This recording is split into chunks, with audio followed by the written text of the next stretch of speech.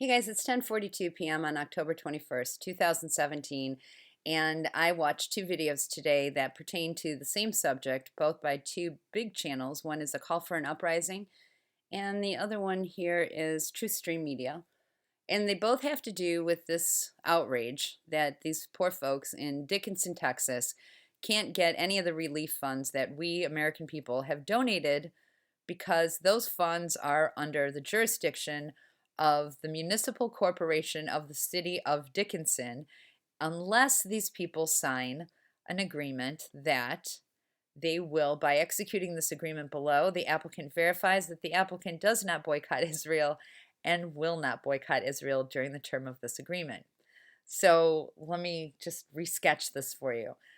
The bulk of these videos that I saw today outline the fact that Hurricane Harvey victims, specifically in the example cited here in the city of Dickinson, Texas, can't get any of their money unless they agree to not boycott Israel.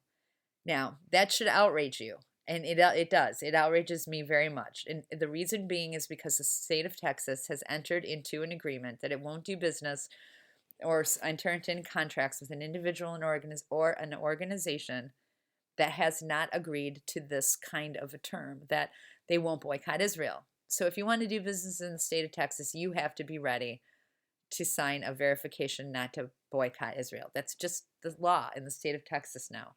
It's not just the law in Texas, though. It's a law in many states. So I'll leave it to you guys to investigate if your state actually has this asinine pro-Israel law. Okay. Now, if your state is that dumb, I guess that's just the way it is. It probably is the same way in Michigan. We've got lots of pro-Israel people in Michigan, but that's just on a state level. Let's take a picture at what these guys failed to mention. What these guys failed to mention is this law, S.720, that has been circulating in Congress since March of 2017.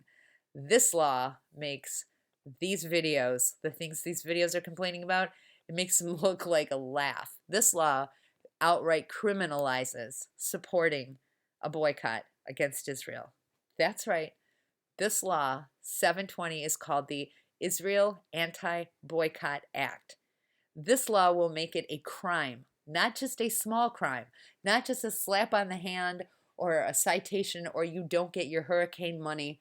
This law puts you in jail for 20 years.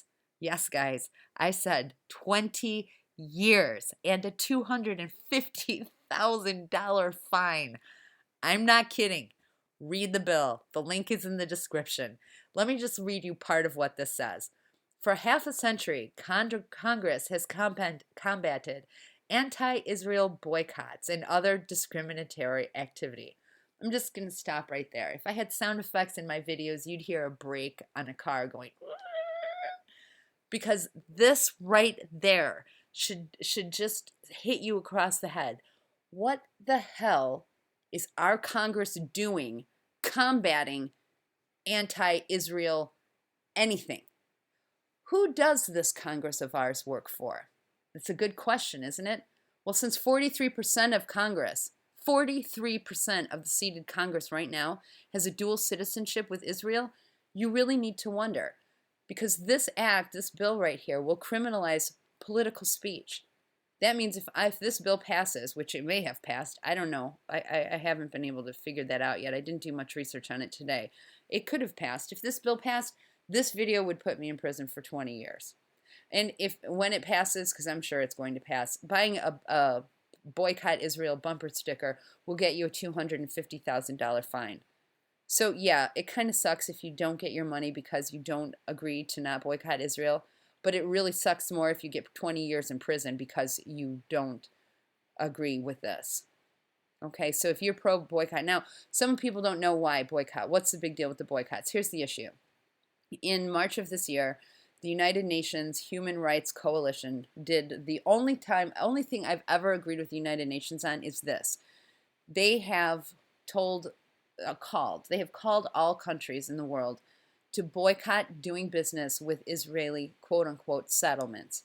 Now, if you don't know what a settlement is, let me explain this to you really quick. These green little areas are where Palestinian people live. This is all that's left of the Palestine country right here. That's it. Israel has chopped them up into tiny, tiny little pieces. These people can't even cross from one part to another, but that's a whole separate story. I urge you guys to investigate what Israel has done to Palestine. It is egregious. It is a horrible, horrible thing what they've done. But see how these little green little areas have blue splotches all over them? Well, here's what happens. Just like what happened in Dickinson, Texas. A huge flood came through and destroyed all the property in Dickinson, Texas. Well, if they happen to be one of these Israeli towns, Israel would come in and start building up property there. Come in with bulldozers, But things have knock over the housing structures in Palestine, and start building Israeli homes. And companies like Remax go in and sell those homes. So it's as if the Palestinian people are just being erased. Okay, we just had a whole bunch of fires go through Santa Rosa, California. It would be no different than if where those houses were razed to the ground, if the Palestinian or the Israeli people came and built subdivisions there and wouldn't let the California people return to their homes. You know, the Palestinian people are homeless.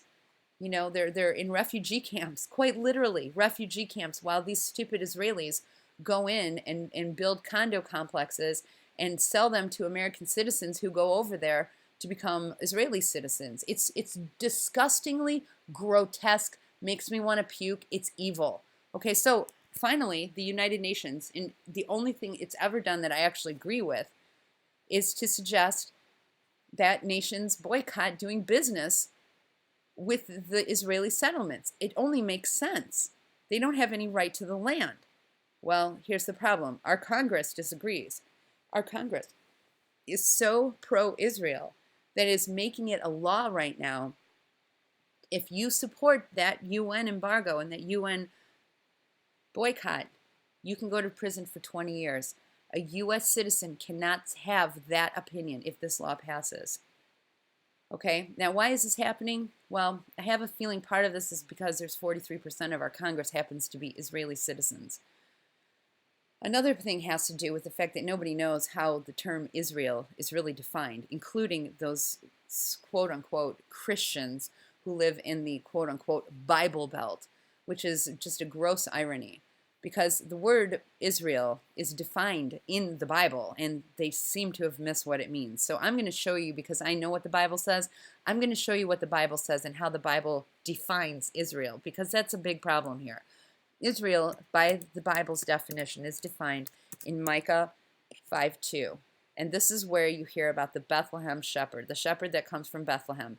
He's the ruler of Israel. This is a prophecy about the shepherd that's going to come from Bethlehem, that it's going to be the ruler of God's people, Israel. Okay?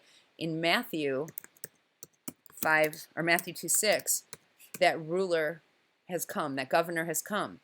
And there's a reference to that last passage right here. It says, "And you, Bethlehem, in the land of Judah, are not the least of the princes of Judah, for out of you shall come a governor that will rule my people Israel." So, what do we learn here? We learn that Israel is a people that is ruled by the governor that comes from Bethlehem. All you guys have to do is go shopping during Christmas at any mall, and you're going to hear who that shepherd from Bethlehem is. That's Jesus Christ. It's not Netanyahu. It's not Ben-Gurion. Okay? But for some reason, these people who think that they're Christians don't know that Jesus Christ is the ruler of Israel. The people are Israel. It's the people are Israel, and that's Jesus Christ as their ruler. So obviously, those folks that are set up over there in the Middle East that call themselves Israel, they're not Israel.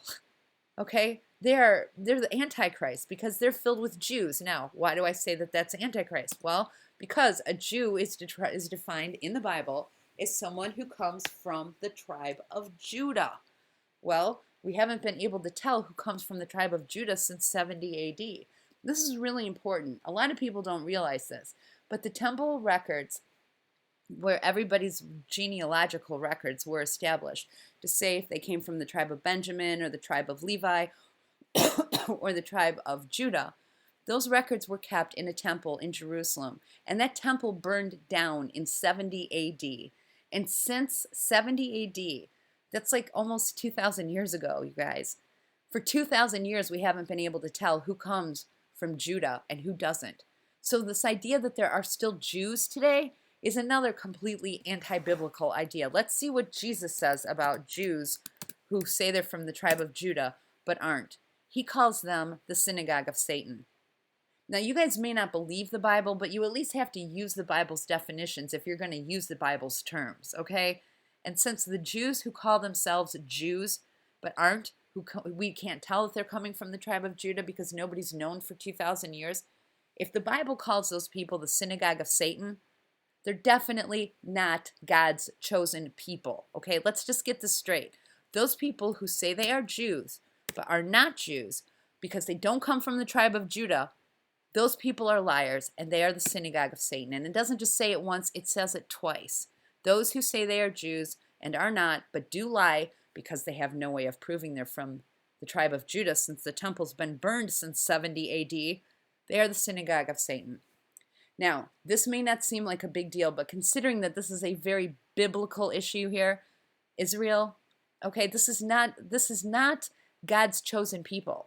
This is a blasphemy. This is an abomination. This is a complete misuse of the term Israel. Those people in Palestine that are calling themselves Israel, who are doing this to other people, they are so not Israel.